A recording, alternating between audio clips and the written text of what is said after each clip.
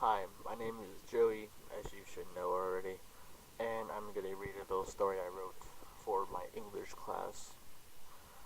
I wrote this a while ago, so here we go. It is called Limbo. I walk outside into the cold, shivering in my jacket. I look down at my feet as I walked and turned up my iPod so I can ignore the world. I begin to walk in sync with the music until I approached a shadow. I looked up and turned out to be my friend Jordan. Jordan looked at me, dazed for a moment, then eventually said hello in a monotone voice. Hey, I said back, looking at her curiously. The person, the person, fuck. The person that I know like no other wasn't acting normal at all. Usually she was very outgoing and not like this at all. I hope she was just messing with me. Jordan stared off into the distance and began to croak. It sounded like a dying frog. And slowly opened her mouth. I began to walk back away. Then thousands of cockroaches crawled up from deep inside, taking over the canvas that was once her face. I fell backwards and crawled away. I got up and began to run in the opposite direction, but then I fell again. When I got up a second time, I was outside my door again and appeared to have fallen out of the doorway. I looked around for any sign of Jordan. No one was there. I looked in my house and it appeared to be in the same condition I had left it before. I checked the time on my phone. It was 7:01. I thought about what just happened. Had it been my imagination? No, it was too realistic. I decided not to deny it all, deny just what happened, deny it, and just head off to school again. As I walked, I kept looking around for anyone. I was scared out of my mind, and I never experienced such a daydream. This is the only thing I could consider it a daydream. It is the only thing that would make sense. I again ignored it. I ignored the thought of it, denying it happened, and decided to focus on the music on my iPod. Some of those who work forces are the same that burn crosses. Such a rebellious song, I thought, but what a great song. I continued to walk, then saw something in the distance. It looked to be moving closer and closer. As it got closer and became clearer, it's a wave. A wave. I lived nowhere near the ocean, I thought. I tried to run, but the wave was obviously faster. It swept me up and twirled me around in its raging waters. I couldn't breathe. Water was rushing into my lungs. The filthy, salty water, how it tasted so horrible. I was then flipped onto my back onto the concrete in front of my door again.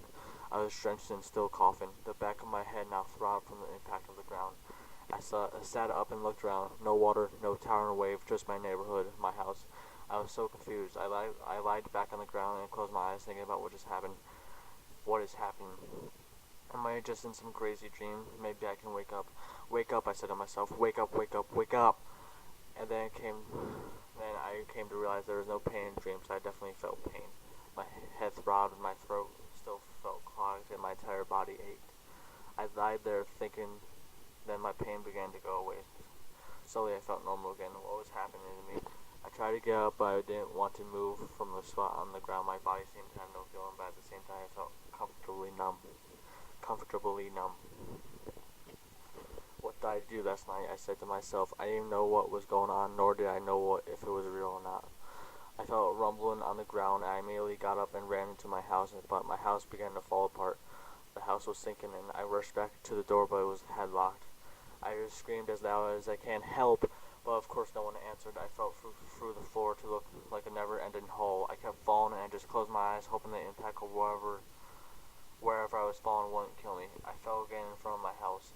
I grew aggravated and stood up and threw a rock at my house. I just stood there looking at my house and became aware of my new surroundings. The sky had turned red, clouds a dark orange, and it seemed unbearably hot. The ground began to rumble again. I tripped backwards on the front of my stairs of my house. The ground seemed to rip open and a figure raised from cut in the earth. I never felt so much fear in my life. The creature that came out of the ground was in dark hood and standing tall before me. It had seemed to be It had a skin that seemed to be molten rock and eyes of burning coals, and the creature began to talk. I'm sorry that I was late, it said, but I had business to